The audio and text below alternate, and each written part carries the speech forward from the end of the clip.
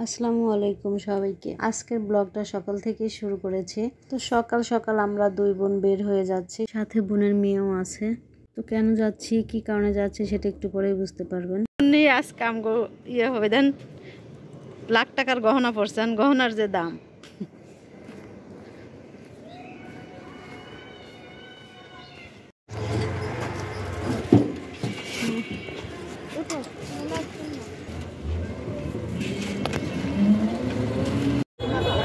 দাম মাছ কত? একদম 900। কুদকে দিলে নিতে পারবেন না এগুলা। হ্যাঁ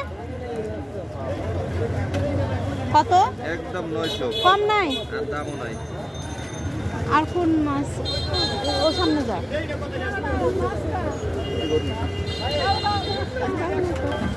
ভাই এই চিংড়ি কত? 750 টাকা। 20 টাকা রাখবেন আপনাদের। ট্যাংরা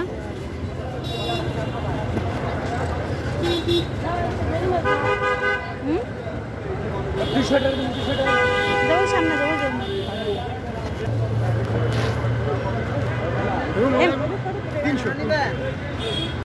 মাছ দামাদামি করে কোনো লাভ হবে না, তো যে দাম সেই দাম দিয়ে নিয়ে আসতে হয়েছে। তো আমরা এখানে মাছ নিয়ে এসেছি, কাটাকাটি শেষ, আমরা এখন রান্না। আর এক পদ হবে হচ্ছে টমেটো দিয়ে, কি আলু দিয়ে।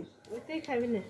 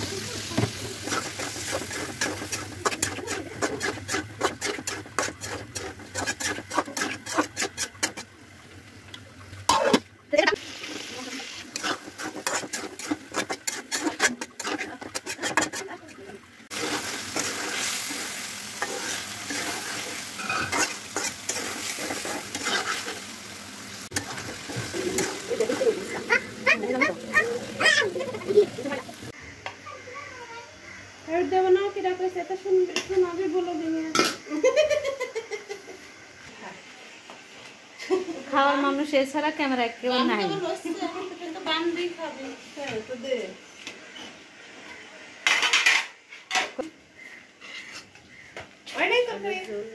পাঙ্গাস মাছ ভুনা আর কি মাছ চচ্চড়ি, আর এক তরকারি এখনো চুলায়।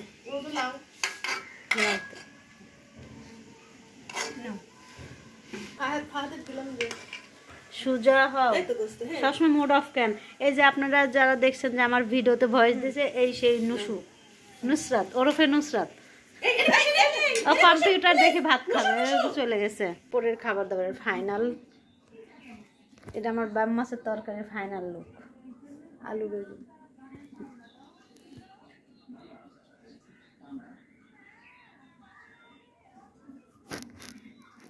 ছোট মাছের তরকারি। এখন এই তো আমরা দুপুরে সবাই খাওয়া দাওয়া করব। তো আজকের মতো ভিডিওটা এখানেই শেষ করছি। আপনারা সবাই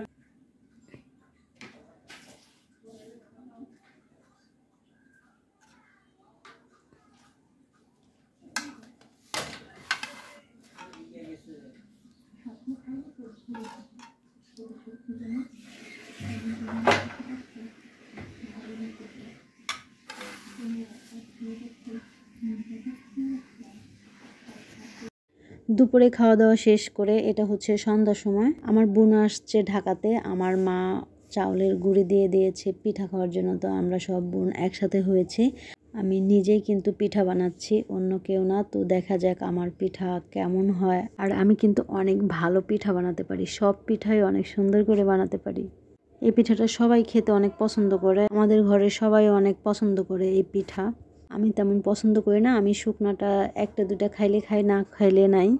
কিন্তু ভিজা পিঠাটা সবাই অনেক পছন্দ করে। তো আমি সবগুলো পিঠা বানিয়ে প্রথমত আমি দুধের মধ্যে ভিজিয়ে দিয়েছি, পরে হচ্ছে খেজুরের গুড়, এটা হচ্ছে গরম করে তারপরে দুধের মধ্যে দিয়ে আমরা একসাথে মিক্সড করে দুধ আর রস একসাথে মিক্সড করে পরে পিঠাটা ভিজিয়ে দিয়েছি। দেখেন কি সুন্দর হয়েছে। এটা হচ্ছে প্রথমত দুধে ভিজানো, পরে হচ্ছে আমি রসে ভিজাই দিব। এই যে দেখেন আমি রসে ভিজাই দিয়েছি। এটা হচ্ছে পিঠার ফাইনাল লুক। তো আজকের ভিডিওটা এই পর্যন্তই। সবাই ভালো থাকবেন, সুস্থ থাকবেন। আল্লাহ হাফেজ।